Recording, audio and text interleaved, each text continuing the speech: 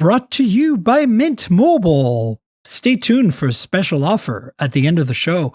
Hi, and welcome to the Mobile Tech Podcast. I'm your host, Miriam Jouar, and today is Wednesday, November 27th, 2024.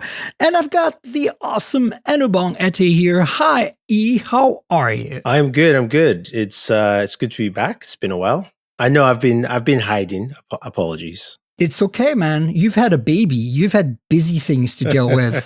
So I'm super glad you can make it on the show today. You know, you've been putting up some great videos of some content on devices that I haven't accessed yet. So that's kind of why I wanted to have you on. And then, you know, there's the usual Chinese phone news that my audience just eats up. So we'll go through that as well.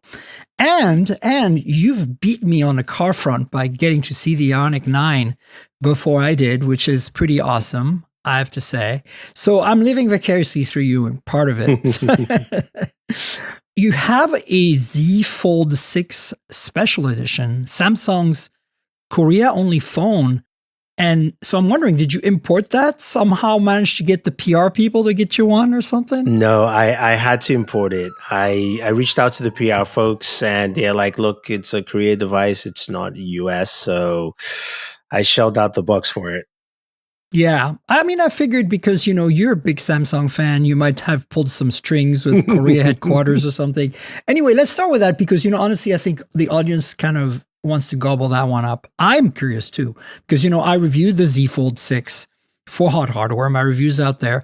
And I was kind of very mad, especially coming from OnePlus Open, especially after, you know, Pixel 9 Pro Fold came out. Yeah, exactly. You know, I'm using that as my daily now. So like, the Z Fold 6 was just like, oh, come on, Samsung. You've got to be able to do better than this. So they fixed it, right? Is this the phone that we should have had? Yeah, pretty much. That's the only answer I can give you. I mean, granted, it doesn't have S Pen support internally, which I'm fine with. Oh, yes. Like only on the cover display? Interesting. No S Pen support at all. At all? Yes. Wow. It was taken out completely on this device. It is definitely thinner. It is not as thin. I would say slightly thinner than maybe like the OnePlus Open, you say. So that's about the same as the Pixel. That's slightly thinner than a OnePlus Open. Exactly, yeah. It's slightly wider also. Not as much as the OnePlus, but enough for you to go, yes. Oh, it feels, this makes a difference. It feels better. And also has a 200 megapixel main sensor. So interesting because they still have what? Just a 3x telephoto on there, right? So yeah. Weird. I would have thought they would gone to 5, right? Like Pixel and iPhone are doing. I think one of the things with this device is this device reminds me of the statement the Samsung, I think CEO said after the launch where he was complaining that, look, not enough innovation. We saw those leaked memos, right? And what I think happened here is that I feel like this was on the slate for release as the Z Fold Ultra, which we heard the rumors for, and it got scrapped. And I think this was meant to have the same cameras as the Galaxy S. The Ultra. The S24 Ultra. But because this is now a last minute release, they just went with the main sensor, which is one that, you know, they can easily throw on there and say, we'll just keep the rest the same and then make the added improvements here and there. So it is better, but I feel like it's still a little short from what I think they wanted to do, which is where I'm so you think they just whipped this together last minute, basically, based on what they had already done, kind of thing? Yeah, it feels not in a build quality way, more in a no, I get it. More in just the fact that like they went, we got to do something, and let's do, maybe because if they had changed the periscopic lens, it might change the way the camera is housed a little bit. So they were like, let's not touch that because we're just wasting money. So I feel that's the case. But the device feels very nice. It feels nice in this build. And I just kind of like, Samsung, why didn't you? Like, it's just a why. Well, I think what you said is what happened. You know, we saw this memo, and I think the media, you know, we're not the ones who make changes most of the time, but we do sometimes affect change a little bit, right? And I think we universally complain, right? Like we started with the Z Fold 5 last year, where we're like, what is this, right? And then Z Fold 6, we're like, come on, like seriously, it's like Z Fold 5 Plus. Like that just feels like such a minor iteration. And especially after the honeymoon that we all had, this 1 year honeymoon we had with OnePlus Open. I mean, I still love that phone. Yeah. And like in some ways better than my Pixel 9 Pro Fold because, you know, Tensor and all that stuff that you and I can be going to talk about when we talk about processors a little later. But like ultimately, like for me, you know, I'm a hostage to the Google software and feature set. And that's why, okay, I'm willing to compromise a little bit on my Fold experience compared to the OnePlus. The cameras are on paper not as good on the Pixel as on the OnePlus. But what are those cameras like on the Z Fold Special Edition? Once you fire it up, what does it look like? Is it better than the Fold 6 or do you see just minor differences? The main sensor is better. The main sensor feels like the main sensor on the Galaxy S24 Ultra. You notice it when you go to 3x and, you know, and on from there, as well as also the ultra wide. If you're recording again off the main sensor, it's the same as the S24 Ultra. So you're getting that benefit from there, which is nice. I think one of the things, you know, with the camera here is that there's just not, we've already seen the camera twice. Either half of the camera with the Z Fold 6, half of the camera with the S24 Ultra. So there are no surprises. Yeah, no surprises. Yeah. It's good. It's a good camera. It's solid. There's nothing really wrong with that. I think one of the biggest things that I took away from it was the announcement, right? The day this device was announced was the day Snapdragon announced the Snapdragon 8 Elite, I was there. It's like, I'm like, what are they doing, right? Yeah. And Danny said something really interesting. He said, this was where Samsung CEO, after he came out on stage, should have said, oh, by the way, we have the first Snapdragon 8 Elite device. Because number one, that camera will benefit from the new SoC directly. Do you think they should have put an 8 Elite in there? Because that was when I was in the crowd, I was like, how do you not put an 8 Elite in this? This should be your flagship. This should be the moment you've been waiting for. Exactly. Thank you very much. That's exactly what we said. And, you know, we were talking to someone else and they were like, but that means the S25 wouldn't have. I was like, no. S25 always has the overclocked version. Yes. That's the Samsung Edition version. So they can always do that for the S25. So I have a feeling that I have the answer for this. Obviously, you know, the development time and whatever. Yeah. This started out as an Gen 3 device and it was canceled. Then they, you know, resuscitated it, kind of. But I think thermals is probably the answer, right? Like, I think that going from that chipset, the Gen 3 to an 8 Elite requires a different setup for cooling. I mean, I mean, honestly, I don't think so. From my experience with the 3 devices that I have that are 8 Elite, one of them has superior cooling, which is of course the ROG Phone 9. ASUS. Right, we'll talk about that. The other 2 are standard phones, the Realme and IQ. I've got the Realme, and don't you have you have the IQ, and you have you also have a Vivo for the MediaTek, for the Dimensity MediaTek. Yes, and I've got the Oppo, the the Find X. That's also series. I got both of those. There's also MediaTek as well. So, but from temperatures from that, temperatures were actually better than 8 Gen 3. I agree, but I'm thinking like they redesigned the thermals to get to a point where it's so that's what I'm thinking. Maybe. It's like that might be the case, when you have a layout for all the circuits and all the cameras in there and the battery, all of a sudden you're like, well, if we put an 8 Elite in here, we need to redo that. Yeah. So that's, you know, a lot of computational simulation of like fluid dynamics of like, you know, especially if they're using some kind of vapor chamber. I'm thinking it's just probably not feasible, practical, and that's why we saw this. But you're right. Even if he had come out on stage with that thing at the end and said, hey, by the way, you know, we have another Qualcomm device to announce today. Mm-hmm. I think potentially Qualcomm didn't want that because an 8 Elite, right? But how could, like, that's a big customer that they're arguing with, right? That is the best PR you can get from Qualcomm. Instead of us sitting down for 2 hours for a press conference. Oh my God, that keynote. But you have Samsung coming out. It's like, you know, we really believe in this device and our kind of last minute device.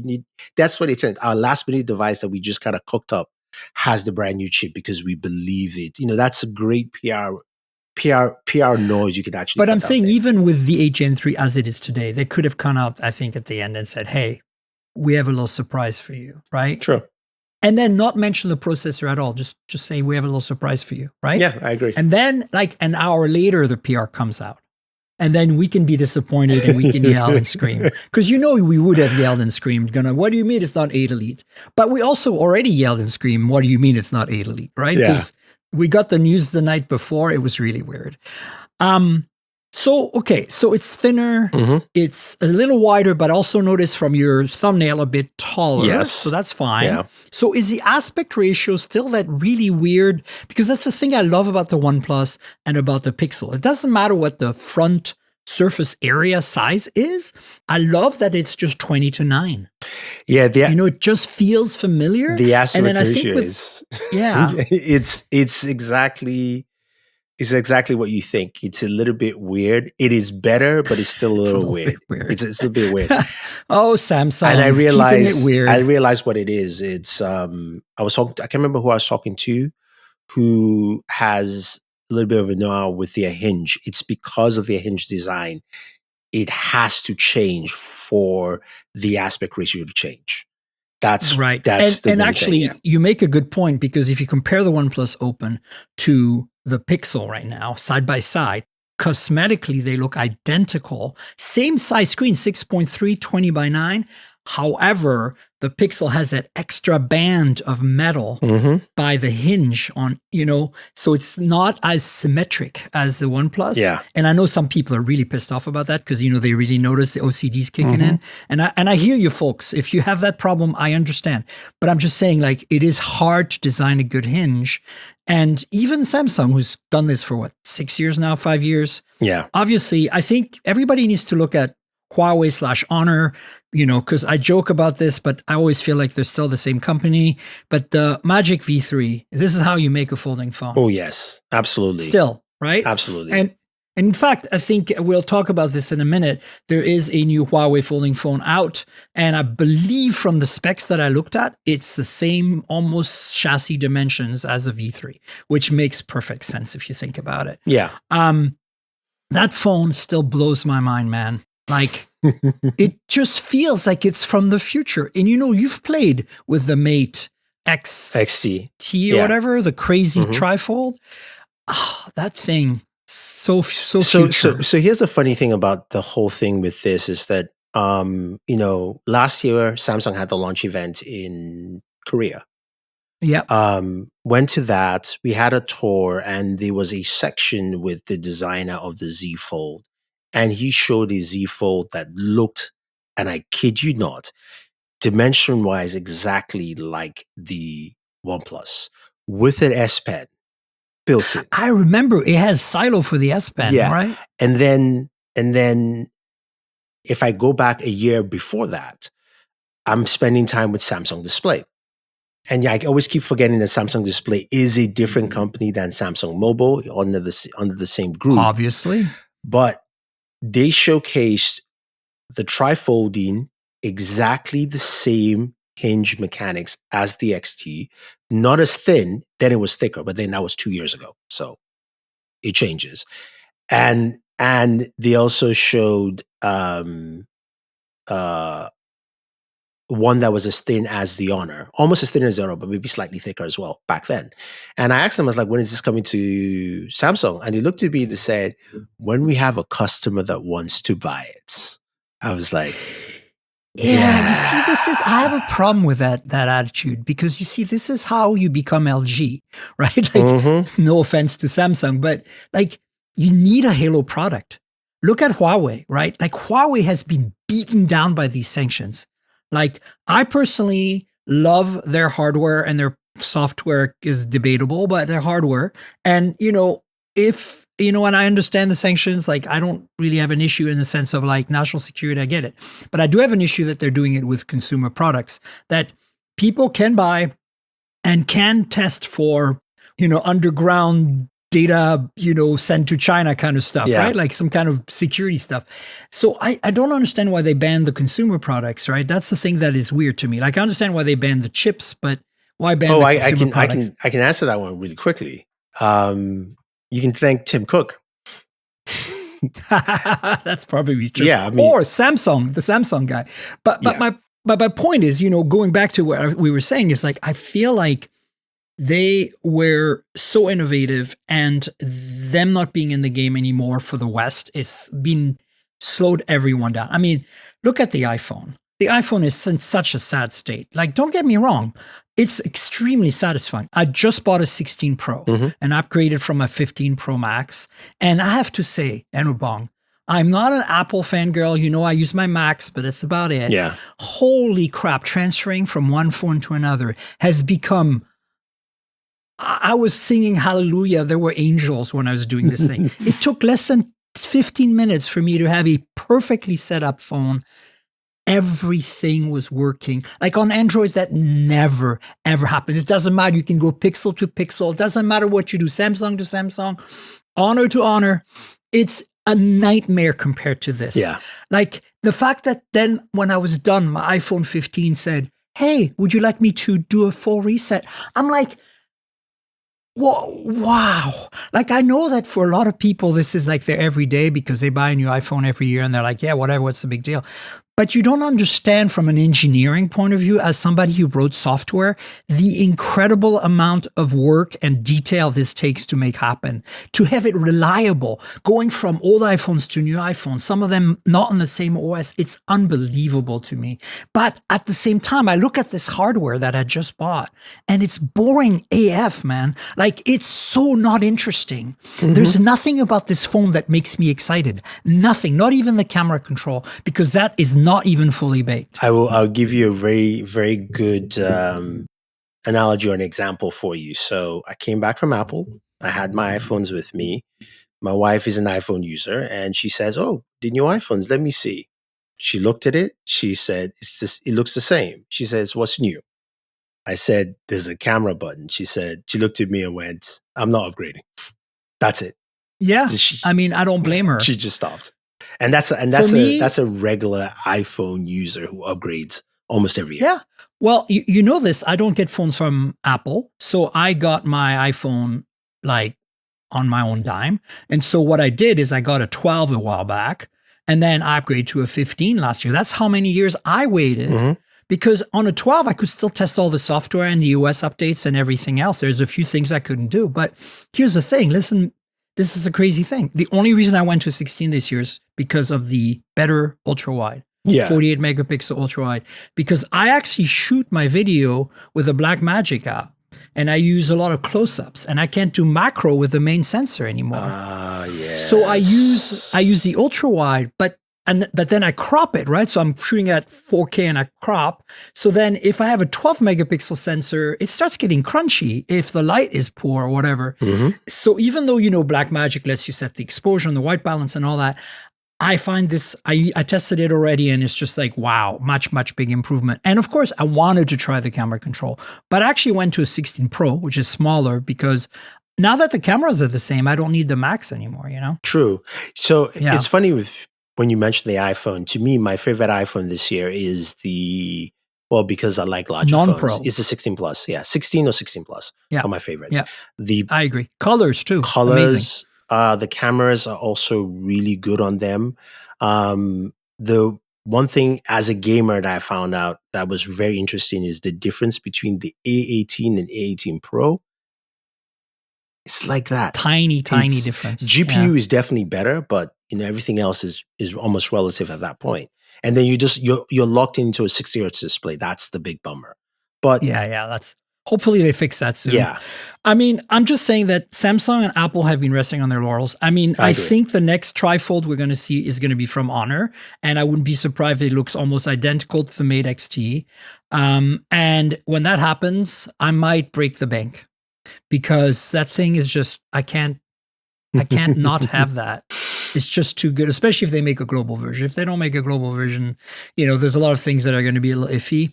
But anyway, we'll see how it goes. So Samsung made us a special edition. Interesting. Do you think this is a one-off? Like, we're never going to see special editions again? Next year, there'll be a proper Z Fold 7, or there'll be two models, maybe an Ultra and a regular, or an FE for a more affordable model. What do you think is going to happen next year? From all indications, we're going to have some variants of special editions. So there's going to be an S25 Slim, according to rumors, right? So we're getting a regular, a plus, an ultra, and a slim, I think. Yeah, no, slim is not coming at the same time. Okay, so later. It's later. They also will be a flip FE. Well, Flan edition. We've talked about this a couple of times exactly. on the podcast, and a regular. And so a regular. They're matching Moto, which I think is desperately needed. Yes, and I think Moto's kind of stealing their cookies right now a little bit. Moto is right? stealing a little bit, except Moto does not have good cameras to save their lives. Well, there's that, and of course they made that boneheaded decision to put a telephoto on the flagship, which was like, why do you do that? Like, you have a 50 megapixel sensor, you don't need a 2x telephoto. Like, you can zoom in at 2x, it's perfectly fine with your potato cameras. It won't make any difference anyway. So, like, give us an ultra wide. At least that's useful. I don't know. Sorry, I'm ranting, but no. you agree, right? I agree. So. That's exciting to me, the Z Flip Fan Edition. I think that we need that because, if you look at the audience, the people who have been buying Z Flips so far, sure, in our subsidized markets, they can afford it. It's only a couple extra dollars a month or whatever. Mm-hmm. But there are all these markets where subsidies don't happen, and also the prepaid market. And I think we're ripe to get a prepaid device that's a folding device. However, that's not going to happen unless it's Moto or Samsung in the US at least, right? Like, we're not going to see a Techno or something come in and end up at the carriers, right? But just to put in some spice to it, this is kind of like my calculation from Black Friday. So I was talking to Hayato, and he goes, the Google Fi Black Friday list had come out, and looking at the fact that you could get a Galaxy S24 for $300 for Black Friday. The Flip was about $400 or $500, I think, something like that. Wow! And I believe those kind of deals position companies like Samsung to go, okay, if customers are hungry for that, therefore our Flip FE coming out next year will be around $500, maybe $550, something like that, where we can energize the crowd. We can go with an older model and design, give them some funkier colors. The cameras are fine. People will live with it. And then we can attack that market. And I think on the high end side for the Fold, we definitely are going to get that Ultra where they will keep it at 2,000.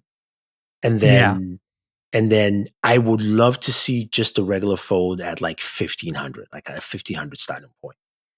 Yeah. To me. Yeah. That would make the most sense. I agree. Well, we'll see how it goes. So let's talk processors, and let's talk, kind of bundle it in with the ASUS. So I've played with the ASUS at the Snapdragon Summit, just quick hands-on. I did an article for Tech Radar. They were excited about having some content about it, and nobody there could put it up, so I did. I haven't run benchmarks. I haven't used it. I don't have a review in it. Annie has sent me a lot of things, but she said I was on tier 2 for that, so it's coming. It's not super important to me, to be frank, because I got the Realme, so I've been able to test. So, like, the context of this conversation is, I think we've covered this phone pretty well now on the podcast in terms of how it looks, what it does. But you are a gaming guy, and I want to talk to you about that on the ASUS. And in context, I want to say that the only two phones that I have that are new processors are the Find X8 series, the two of them, and of course the Realme GT7 Pro. And I have benchmarked the Realme GT7 Pro and the Find X8 Pro, and specifically the Pro, because the chassis are identical with the same exact displays and a lot of the same components, cameras, batteries.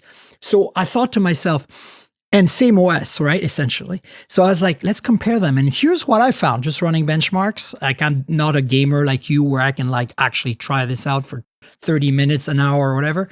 But I found that the 8 Elite, of course, has better scores overall, but that when I run the 3D Mark and the GFX Bench, I get better scores on the Dimensity 9400, just slightly. And that surprised me because usually, I'm a big fan of MediaTek, you know that, because they're a sponsor, and I like diversity, and I like the underdog, and I like the choice. But usually we never get quite there. And so it's the first time I can remember in recent years where Dimensity is actually, on paper at least, beating 8 Elite in some ways on a regular flagship phone, not on a gaming phone. Oh, right? Yeah. So what's your take on that? And what have you observed? And what's different with the ASUS? Like, obviously, it's gaming phone. They must have optimized some stuff there. So Okay, I did a comparison between both processors. I did a The video on Vivo, the right? You have the Vivo Vivo X200 X200, Pro, right? Yeah. and the Realme. And you're right, on 3D Mark GFX, MediaTek clearly wins that battle. I tried it multiple times just to see Me too. if there was something. You know, uh, Snapdragon does a good job with Geekbench, also went 2 and 2, which is fine, and it's much better on. It's much PC higher. Mark too. PC Mark is much higher on the ROG Phone 9. That I believe it's slightly overclocked chip, if I'm not mistaken. Could be, yeah. So that's the one where clearly on the GPU on Geekbench it goes to past 10,000. It's over 10,000 on that one. My biggest problem is that both chipsets now on the Android ecosystem are better than anything Apple has by far.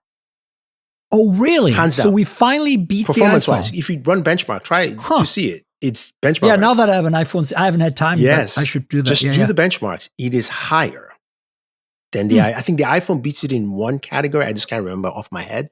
But basically, you could say all chips are on the same plane. They're on the same hemisphere of they can perform very well. Except Tensor. And Exynos too. So. I'm going to leave that. Yeah, well, Exynos doesn't even count in my world. Like, who's going to buy? Okay, if you can buy a Samsung Galaxy S24 for $300 right now, why would you even look at the fan edition? Exactly. So I don't care if it's got a vapor chamber and it's been optimized for gaming, Samsung. Anyway, carry on. Yeah. So all of them are the same tier. The biggest problem on the Android ecosystem is there is not a single game that takes advantage of that processor. At least Apple can claim, even though the way the games are coded, it doesn't really take full advantage of it. They have console level games. They have Resident Evil 4 and 2. Mm-hmm. So at least they can make that claim that, look, you play Resident Evil on PlayStation. Now you're playing it here on your iPhone. There is nothing in the ecosystem. So one of the biggest things is benchmarking against Genshin Impact and benchmarking against Call of Duty Warzone. Genshin Impact, you see companies go, we can play 30 minutes of gameplay at 60 frames per second. I did that for an hour on both chipsets, stayed at 60. And the biggest surprise was the Snapdragon X Elite. Temperatures were much lower than MediaTek. I noticed that too. Were much lower than MediaTek on both devices, both the Realme and both the ROG Phone 9. ASUS, yeah. So that game is solid. Now, the one game that was a misnomer for ROG Phone was Call of Duty Warzone. For whatever reason, it does not run properly on that. And I think it's more of a software. They need a software update of some sort because you ran well on the Realme and you ran well on the Vivo X200. So I count that as more like there must be an update that's needed. But in general, these things run well and there's nothing that takes advantage. So, I put it out there as like, look, if you're Samsung, if you're Google, if you're Snapdragon, and the guys at Snapdragon asked me, they're like, what do you want to see? I'm like, go and get a game developer that has a popular game, doesn't have to be a new one, and put it on your system. Right. And it goes back to what, the crux of the problem is that Android is lacking the developer community that Apple has. Like in general, look at Instagram for Android. Like, I mean, we're talking about a Meta, $1 billion company. It doesn't even care about putting resources into the Android version of one of their most popular apps. It's like, I don't even think TikTok is as good. I don't use it, so you can tell me. The camera is not as good. And that's the funny part, I think, is the in-app camera, right? The funny part is that most users for all these apps, whether it's Instagram or TikTok, are on Android. No matter how you spin it. Yeah, I mean, I'm just saying, like for the manufacturers. So to me, I think this is a problem of Google not courting the manufacturers. But is it Google's job? Because Google's just like Microsoft. They're like, we make the OS, you guys make the phones, you do your thing, So here's how I look at it, right?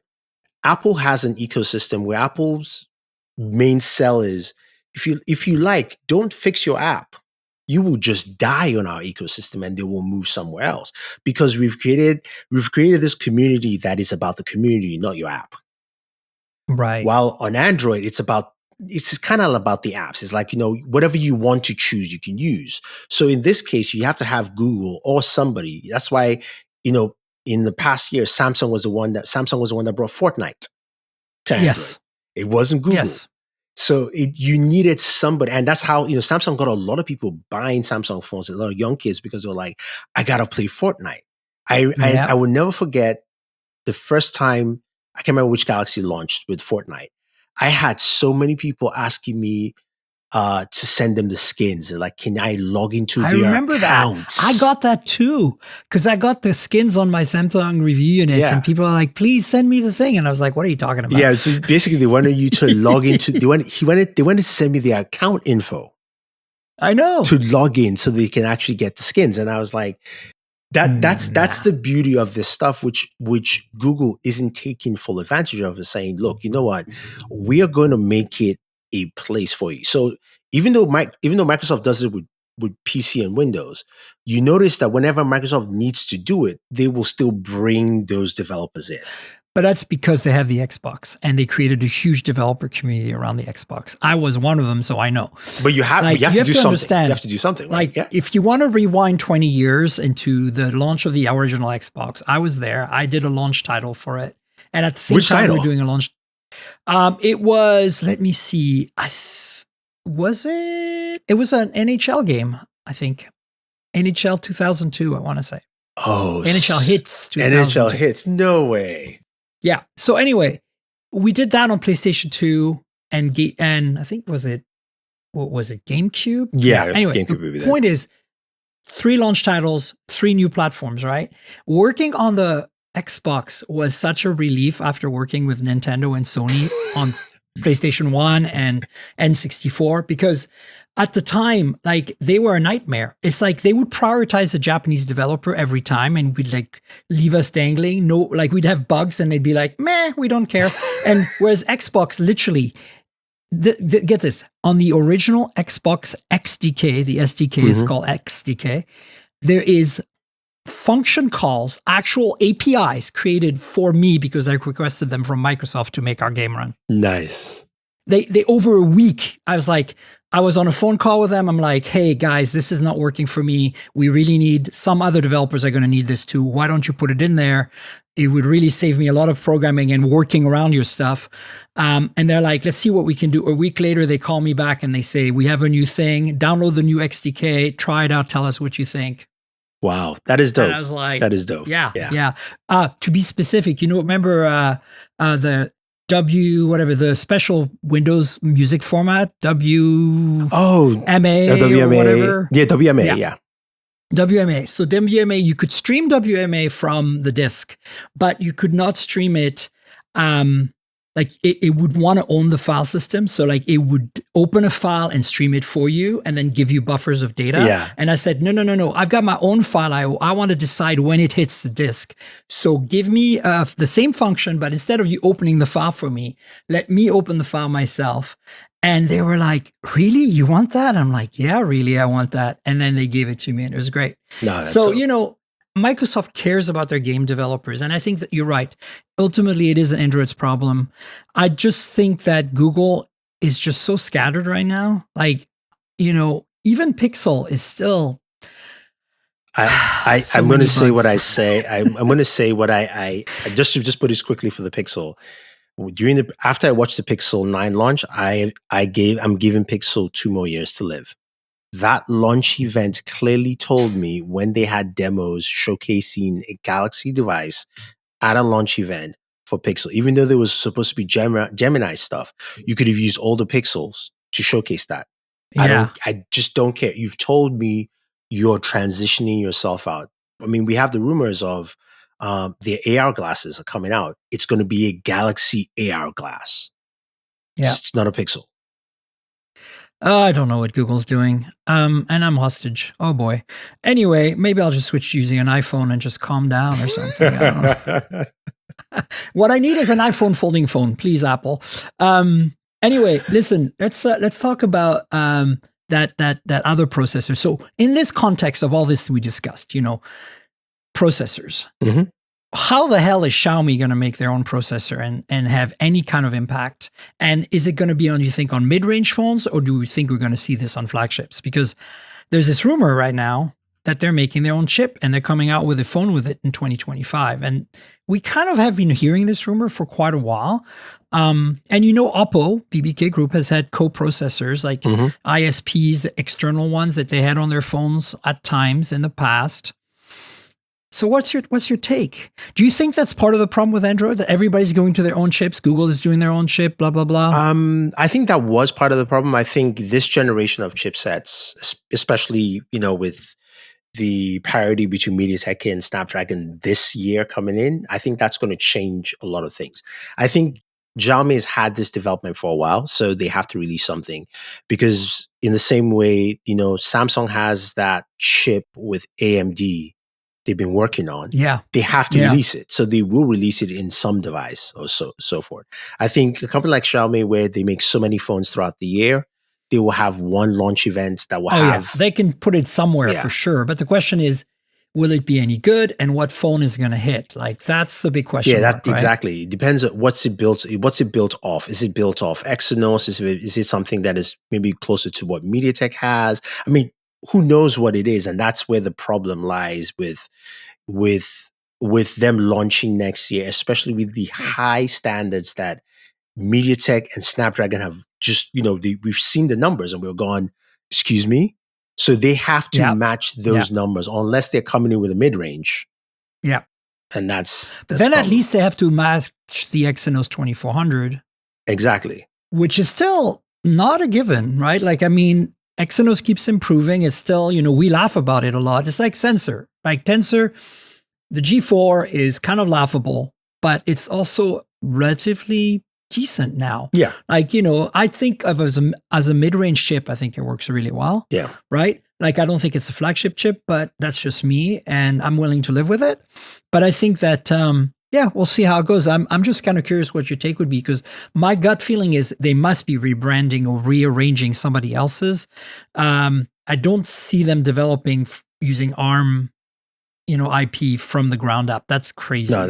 Nobody does that. I think they went into that. I would say probably it's been a 2-year cycle where they looked at either something from Exynos or who knows, MediaTek, or MediaTek, and just said, okay, we want to build something out of this, especially. I know, it's Unisoc. Oh boy! But here's the other thing too. I think this is also them looking at it from the perspective of sanctions and tariffs from the US. Oh, I understand that. And that's also a possibility where they're going, okay, look, you know what? We may be banned from the US. We may not be able to get some of these chips down the line. So to cover the rest of the world market that we have, we need to have something in-house. Yeah. That makes sense. No, it's smart. Yeah. It's smart. All right, let's talk IONIQ 9. So, I'm so excited that you got a hands-on or first impressions that you sat in it. I've reached out to my folks at Hyundai. I know they probably prioritize creators for this. It's totally okay. I'll probably do the first drive when the time comes. But I'm a huge fan of the EV9 from Kia. And I don't know if you've had a chance to drive the EV9 or look at it, like seriously, like you did with the IONIQ 9. Oh, I did a test drive I actually had it for a week, the EV9. So what are your thoughts comparing these two? Because, first of all, same parent company. Yeah. Both are 3-row SUVs. Both are built on the same eGMP platform. And both are really great. And to me, it's hard to beat the EV9 right now. When I wrote a story about it, when it came out in January, February on Tech Radar, I actually compared to the Rivian R1S base model. I said, if you go high-end EV9, you're actually getting a better deal than base R1S. And there are some things the Rivian can do way better off-road and stuff. But I'm just saying, like, overall, it's that good. They've gotten so good. So are we seeing the same thing here with IONIQ 9? How can the IONIQ 9 differentiate from the EV9?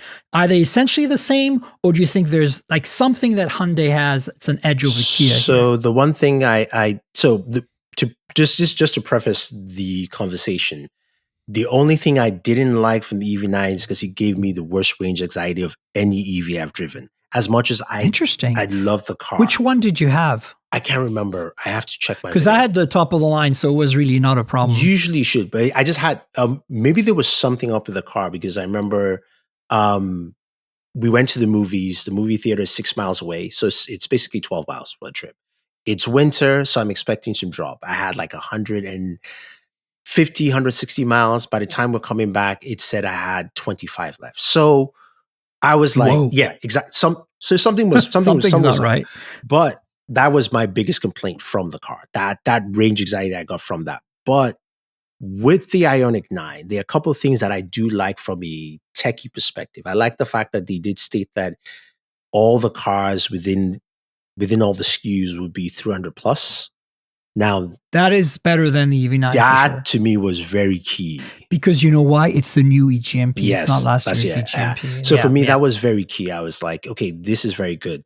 The second thing is that it's, I think the maximum range should be about 385, depending on whichever one that you get that. We'll see what that actually turns out. Also on the Tesla charging network as well. Which is now they have that. Which is so does Kia. That's also good. And then internally in the car, it's all USB Type-C. Every single port is 100 watts. Yeah. You know who else has that? Tesla. But that's about it. Yeah. There's really nobody else doing that right now. I was like, okay, this is good. Because I saw it in the front. And then I saw it in the second row. I saw it in the back. I was like, this is great. So it doesn't matter where you are in the car. It does well. Now, in terms of space, I felt like the IONIQ 9 might be a little bit bigger in terms of the internal space design. Again, I have to almost compare them side by side because it's been a while since I've seen the EV9. I will say though, it does. They talked about this whole idea of kind of like comfort, like home comfort in the sense like you should feel at home in the car. The idea is kind of like IONIQ 5 is a good example of a car that really does that. And you kind of get that same feeling from this vehicle as well. So a lot of that very comfortable, me and my kids are in the car type of feel that, you can take it on the road with you and enjoy. I think a lot of things where this car either wins people or takes away from people is the design.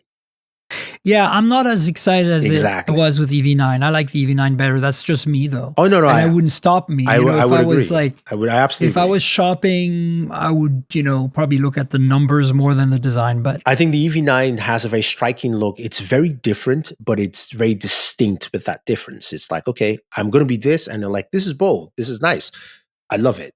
The IONIQ 9 feels like they went with. Feels more mainstream to me. Not even that. More accessible. See, I feel like they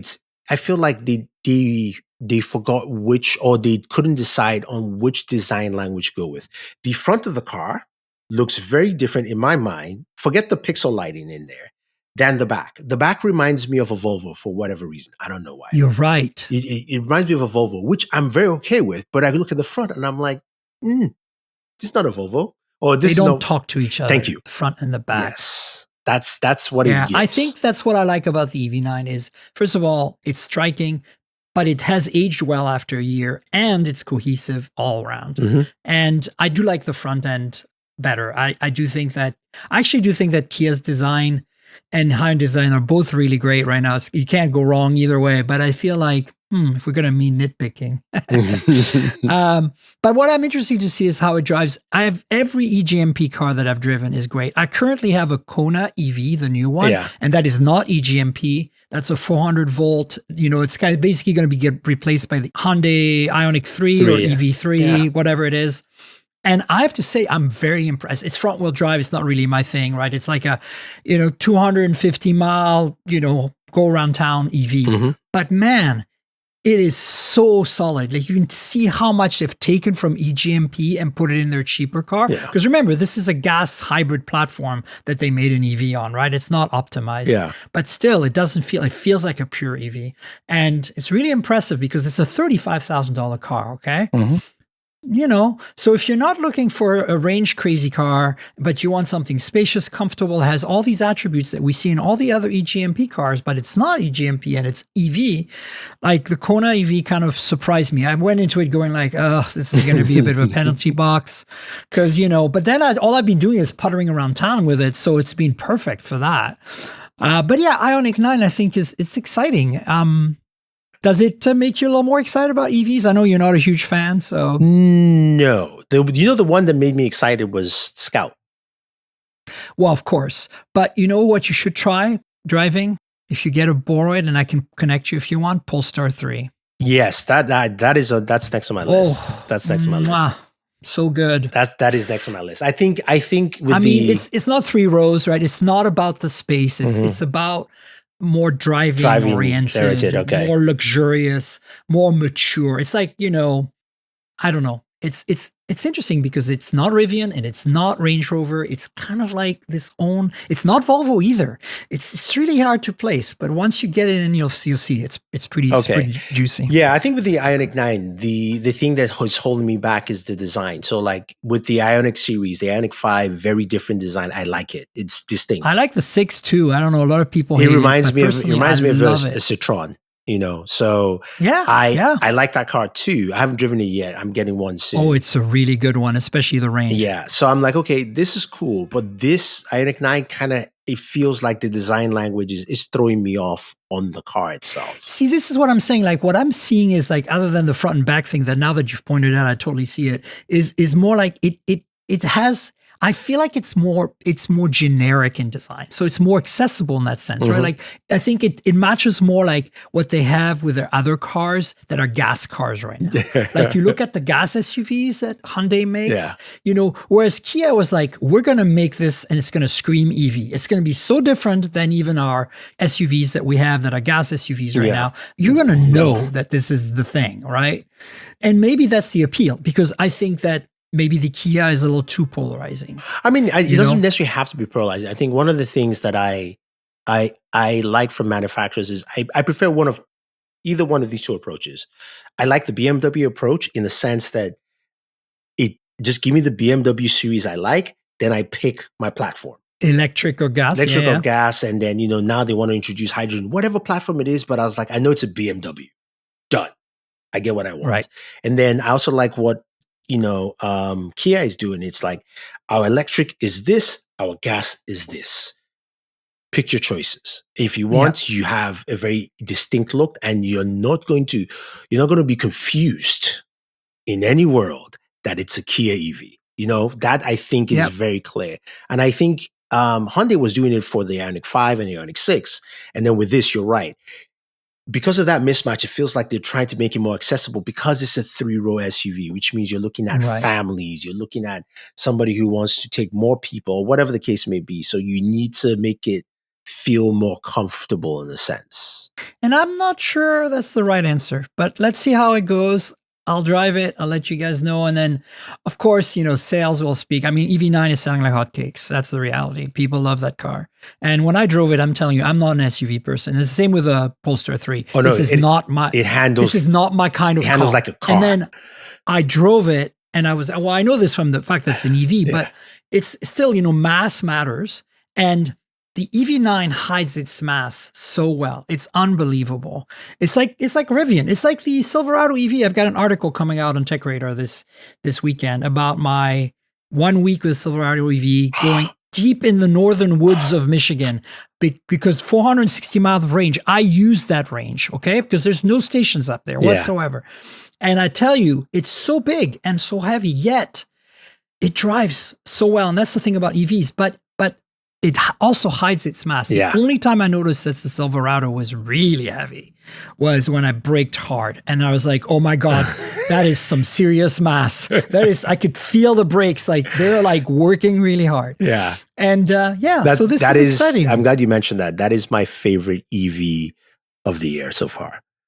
Honestly, I was blown away. Like I would still buy a Rivian R1T because, software defined vehicle, startup, like it's also a little smaller and a little lighter and probably faster if you get the quad motor, but that's not the point. Like I'm thinking of all the EV trucks I've driven, I think the Silverado would be the first one I recommend Oh, to people no, right absolutely. now. I remember I had it and I went up to Pennsylvania. It was my father-in-law's birthday and he was looking at it and It's so comfortable. he's been a BMW guy. So he wants an X5. There's a certain X5 he wants. But he was looking at this thing and I've never seen this man fall in love with a car so much. It's really good looking Yeah. too. And he was like, I was like, Poppy, you don't need this at all for anything. He's like, but still, it's a great car. It's a great car to have. It's like every time I see it, I'm like, Tesla, this is how you make a truck. Thank you. Right? This is kind of when initially, before Cybertruck was announced, when in my head, I imagined a Tesla pickup truck, before Elon was crazy, before all this crap that's going on now, when I could still own a Tesla without feeling like a jerk, which I don't have one anymore because that would make me feel like a jerk. But back in those days, when I imagined a Tesla truck, I imagined the Silverado EV. And now it's incredible to me that Chevy is the one delivering that. Yeah. So let's jump into some of the headphones and earbuds discussions. So those NWM ones, they're like all over the internet. Oh, look at that. So if you're on Patreon right now and you're watching the video version, folks, Enobong is holding them up. Oh, they look really nice. And was that pink? No, it's white. It's just my lighting here. White. It's all messed up. Oh, yeah. oh, you get LEDs going. Yeah. So it's beautiful. So what's your verdict? Because audio is what matters to me. Really? Yes. So are we talking like Sennheiser 600, Bayer Dynamic DT990? What are we talking about? I would say it's close to the DT990. But they literally feel like you're wearing speakers on your ears. Right. But very comfortable. One of the things I like about them is these are open ear.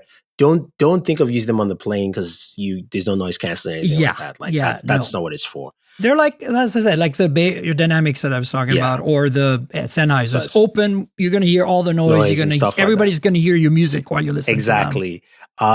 These have been great for two reasons for me. Number one, I am a dad now, so which means I hear everything and everything on here too as well. But they are super comfortable, like the way they rest, and because they're light, right? They're light, and because the drivers are detached from the ear cup itself, it feels like they float in your ears. And I've forgotten the size of the drivers, but honestly, the sound and frequency comes out so clear and crisp.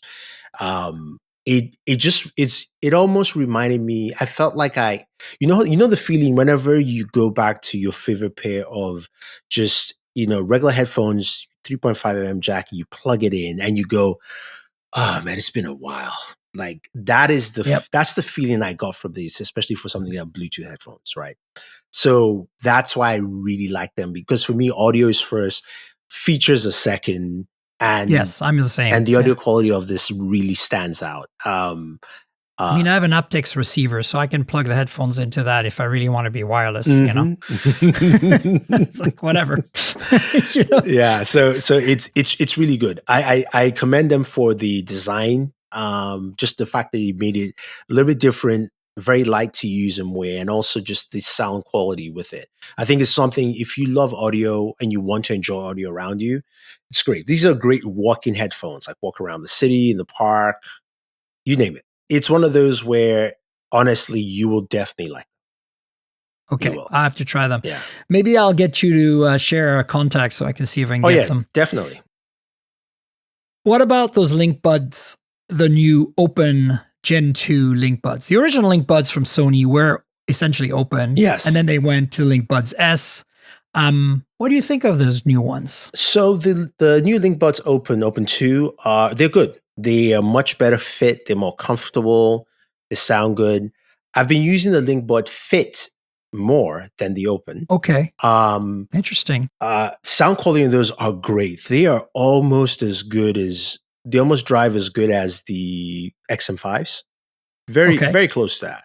I think better on the mids. You know how sometimes the XM5s it's a bit crushed there in that middle. Yeah. Where software helps to separate it a lot. Yeah. But it's much better there. The problem is the ANC is not good on that. It really isn't. It's okay at best. I'll put it like that. I mean, it's hard to do that right on a pair of open headphones Yeah. or earbuds. I mean, Yeah, right? so I definitely like them. I think they're good. Since they have two versions, the open ones are good. The fit ones, if you want something for a gym with just good audio, that's also really good too as well. Cool. Well, there you go. As you all know, E and I love our headphones and earbuds, so you got to listen to those recommendations. Okay, so crazy phones from China. There's just a few news here. We knew these were coming because they were kind of like rumored. Some of them we knew were launching on the 26th, which is behind us now. So Oppo Reno 13 series, mid-range from Oppo, nothing too surprising here, except that they have a new MediaTek chip that came out for this phone, the Dimensity 8350. We've had an 8300 for a while. And obviously, this just looks like one of those, like we tweaked a couple of things for you kind of chip, right? And MediaTek's done that with nothing before. Yeah. So, I mean, look, the Reno series, they come out with a new model every like 6 months or sometimes every 4 months. It's ridiculous. Like I've stopped keeping track. I used to get the review units, Enobong, but now I don't because I can't keep up. Like I don't have time to use them. Yeah. But they're the mid-rangers and they're really solid mid-rangers. And usually they have really good performance and, pretty much solid phones. But, what's your take just looking at these real quick? I mean, it's okay. One thing about the Reno that I don't like is I think Oppo has watered down that line so much. It was used to be special. Yes. It doesn't feel special anymore. There's almost nothing to it as to a point. But I mean, knowing MediaTek and their mid-range chipsets, they're really solid. I think it's a good idea because it's now that kind of line where you throw something in that works. As long as it works well, does its job, I don't see a problem. And it looks so iPhone, the design. Like the Renos used to stand out and have such a cool, unique design. This looks like an iPhone 16, especially with the slab sides. But it does have wireless charging, which I believe we've never seen on the Reno series yet. So that is true. That is true. Yeah. So anyway, I'll link to all the videos, by the way, that we talked about with E today, and I'll link to all these news items. The next phone is, and this is no surprise because we got the Red Magic a few weeks ago. This is the Nubia Z70 Ultra. It's essentially the same chassis and overall, parts bin as the Red Magic 10 series, right? Yeah. But this is the flagship, not the gaming phone version. So you don't get, the trigger buttons and the fan, but you get better camera system. Yeah. And actually, I'm excited about the fact that, one of the things that I liked about the Nubia flagships is that they've always had a main sensor that's 35 millimeter, which I think is a better focal length than the 24 or 25 that we see as main sensors on every phone, because they take their ultra wide and stretch it all the way to 1.4x, right? So 35 millimeters. And then, so you got a little bit of a broader ultra wide, and then you got a main sensor that's kind of more for portraits. And I kind of dig that because I always feel like the main sensors on modern phones it's just too wide for me. Like almost give me a 50 millimeters. I want 2x as my default. So what I find interesting with the Z70 is the full camera layouts. Yes. It takes up the whole top quarter or third of your device. They're not messing about. I mean, and I believe, are they two flashes here? There's a flash as a ring where the fan would be if it was a Red Magic phone. Right. And there's another flash at the top as well. I think you're right. Yeah. It's interesting, isn't it? It's a dual flash setup with, I mean, this is quite interesting. I mean, the one thing. Also, variable aperture on the main sensor. Nobody else does this but like Huawei and Honor and like Xiaomi, of course. Yeah. So, yeah. Okay. I dig it. I know, I do. Right. I do dig see it. the ring light now. Yeah. I was looking at it. I was like, "Is that a fan?" No, it's not a fan. It's a ring light. Yeah, I like this though in the sense that it allows for the cameras to breathe. In the sense that, imagine the one thing that Nubia always offers is their software for processing with cameras. But if you take the same approach where you gave it to an Apple or Samsung or Google and you apply their processing and say, "Okay, look, go to town." Make sure your periscopic zoom is proper. You can stretch it out. You can place it. Nothing else disturbs it. Your telephoto, it's on its own. And then you can have that massive sensor for your main, for whatever you want to do. Yep. Give me pictures. Let's see what you got. I think you would have a very awesome experience. But I do like the setup here. I think this I is think nice. and also it looks really good. Like I like the industrial design. I've always liked that really squarish design that we've seen with Red Magic and Nubia in the last couple of years. And this has a dedicated camera button. It's mechanical and it's double detent. It's a proper thing, like a real camera. So I'm kind of dig it. I want to see if they'll send me one because they always send me the Red Magic, but they never send me the Nubia for some reason. I see. They never send me the Red Magic. I always buy the Red Magic. Yeah, I need a Nubia contact because I would love to try that phone out. Well, it's the same PR people. That's the thing that's weird about it because like my contacts are the same and they never send me one and they always send me the other. So. Oh, God. I mean, at least we need to talk to the contacts. We're like, okay, let's we need to like swap set around. them straight. Yeah, I know, right? And then we've got a couple of Huawei phones, and those again we were expecting. The Mate 70 series is their kind of regular, flagship phone, right? Yeah. It doesn't have anything particularly special, except it has a new Kirin, which is the 9200, which is like, we don't know. We don't know anything about it. It's kind of like when the Mate 60 came out last year and we were all losing our minds because we're like, oh no, did they make a 5 nanometer chip? No, they made a 7 nanometer chip that performs like a 5 nanometer chip. So I think this is just an evolution of that, right? Would you say? Yeah, I think so. I think it's an evolution of that. I mean, the one thing that I would say kids of today wouldn't realize is how Huawei really kids these days. Huawei really set standards in the industry. And even in their own right, I'm looking at this device, I'm looking at the hardware, I'm like, it looks really nice. It's just that, of course, the engine that drives it is not as powerful. Or that should it's essentially a mid-range chip, if you think about it. Yeah, it is. But the cameras, like, I played with some of these Mates, and the cameras are still so brilliant. Like, they still have their chops, man. Yeah, they do. It's a good-looking phone. It's a simple, straightforward, good-looking phone. 100%. I'll put up some links to specs for you folks. We also got that folding phone I mentioned, the Mate X6, and this is basically a clone-ish of the Magic V3 from Honor. And look at it. You look at the camera bump, you're like, okay, which phone am I looking at here?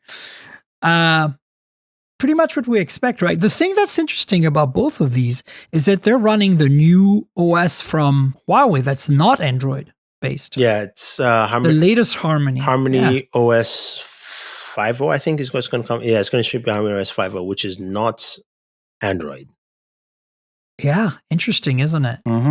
So yeah, 4.3 millimeters unfolded. That's still a little thicker than the V3, but still, like, it has a variable aperture lens on the X6. Like, what the?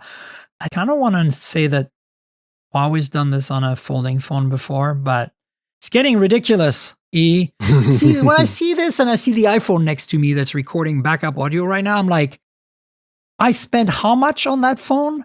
Like, if you're going to spend $2,000 on a phone or $1,500 or whatever, like, give me those features, folding, variable aperture, the whole 9 yards. Like, why can't we have good things?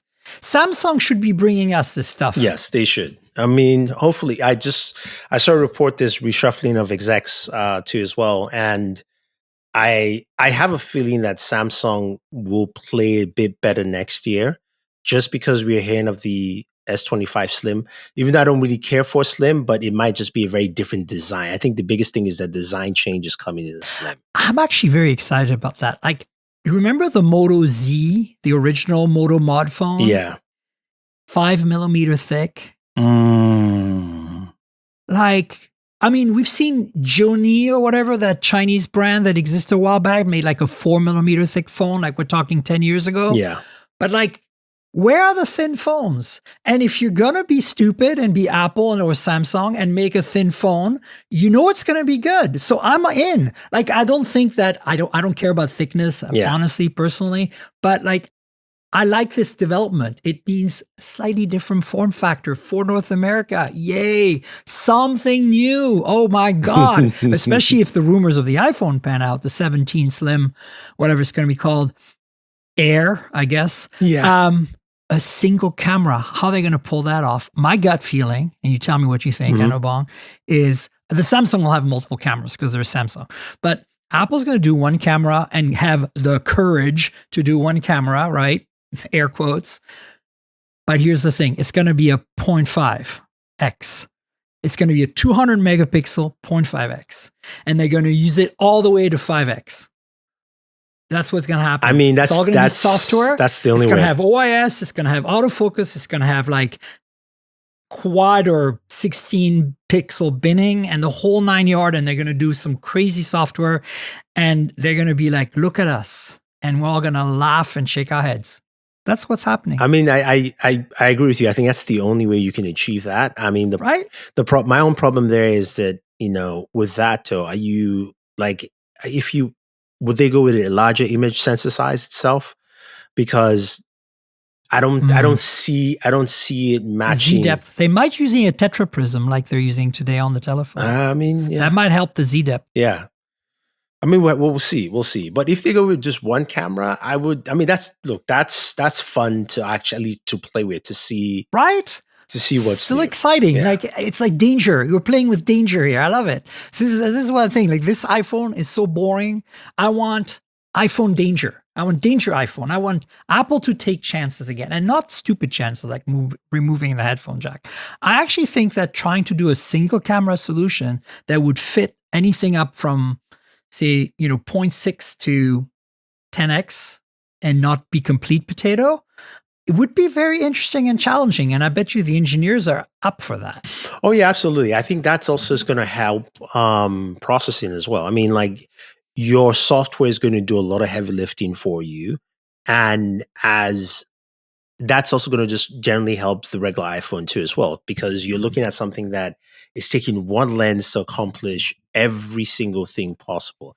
I mean, they most likely won't have macro in there because, I mean, they should actually, because it's ultra wide. Yeah.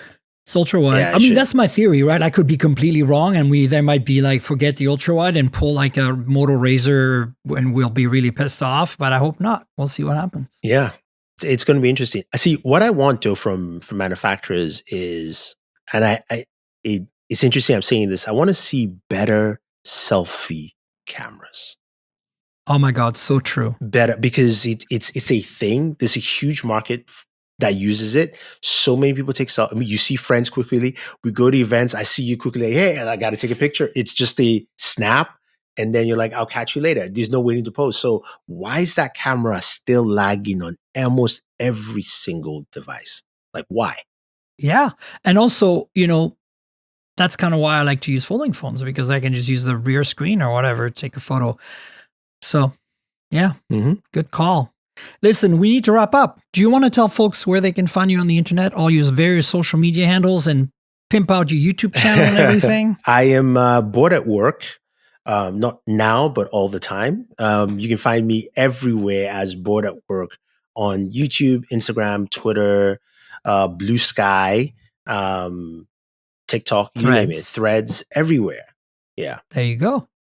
And that's BOO, folks. Yeah. Bored at Work. So go listen to E, because he knows what he's talking about, especially when it comes to gaming, headphones, that kind of stuff. But everything. You do appliances, you do it all, cars, universal adapter. Awesome. So you know where to find me, folks. I'm at TankGirl. That's TNKGRL, just like the comic book. Drop the vowels. That's my handle everywhere. We're talking about Threads, Blue Sky, Insta, Twitter still somewhat. And then, the podcast, of course, lives at mobiletechpodcast.com. You can subscribe on all your favorite platforms, Spotify, Google, Apple, etc. So if you're here for the first time, please subscribe and tell your friends about it. If your app lets you rate or review the show, please consider doing that as well. There's a YouTube channel with some occasional videos, unboxings and hands-ons, that kind of stuff. youtube.com/mobiletechpodcast. And you know how YouTube works. So like, subscribe, tell your friends, click the bell, comment about this podcast, comment on social media, whatever, talk to us. And then, of course, there's a Patreon for those of you who want to watch us on video every week and get it in advance. There's a video version. $5 a month gets you access to every show every week, a day in advance. So consider helping me out with a Patreon. There's also other perks there if you want to do some, more or less support. There's other options. So check it out. Patreon.com/TNKGRL. That's patreon.com/TankGirl without the vowels. And if you don't like Patreon, there is a link in the show notes. You can click and make a one-time donation with PayPal. So consider that as well. And I want to thank our sponsor, Mint Mobile. So as you know, I'm constantly reviewing multiple phones, and while that's fun, it also means I'm constantly spending a lot of money for wireless service on multiple SIMs. That's where Mint Mobile comes in, and that's who I'm partnering with for today's podcast. If you also want to save money on your wireless service, switch to Mint Mobile. As tech-savvy early adopters, you've probably heard of Mint Mobile before, but let me quickly tell you how awesome their service is. Mint Mobile offers premium wireless for as low as $15 a month, and you don't have to sacrifice any coverage, speed, or data. They're built on the nation's largest 5G network. They keep costs low because they sell direct to you online. They cut out the retail stores and salespeople. Why should you pay more than you have to for access to the same network? In my experience testing phones, Mint Mobile delivers the same data speeds and call quality as the big three for a fraction of the cost. Switching to Mint is super easy. Thanks to their eSIMs, you can sign up and activate immediately right on your phone from the comfort of your home. No more standing around and waiting in line at a big wireless store. You can keep your current device and phone number and easily switch services. And if your phone isn't eSIM compatible, Mint will ship you a new SIM free of charge. All Mint Mobile plans include unlimited nationwide talk and text, lightning fast 5G, and free mobile hotspot. Mint will show you how much data you use each month and recommend plans that save you money. Mint also offers a modern family plan that lets you set up a super affordable family plan with as little as 2 lines. Use my link mintmobile.com/mobiletech to get premium wireless starting for $15 a month. That's mintmobile.com/mobiletech. Stop paying more than you need on your wireless bill and start saving big with Mint Mobile.